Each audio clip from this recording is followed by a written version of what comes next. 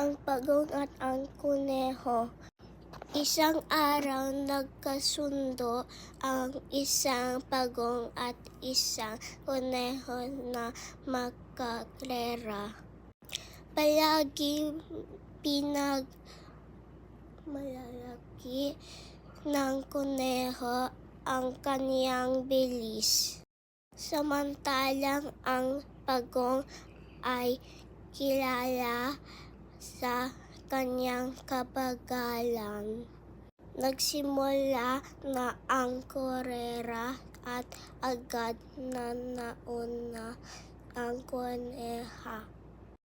Tumigil muna siya sa tabi at natulog. Samantalang patuloy lang sa paglakad ng ang pagong. Hanggang sa lampason niya ang natutulog na kuneho. Nagising ng kuneho at natakbo ng bilis.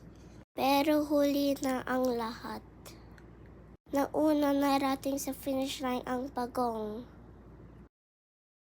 Aral ang masipag ay magdudulot ng tagumpay sa buhay. Ang pagong at ang kuneho. Salamat sa pagkikinig. Paalam.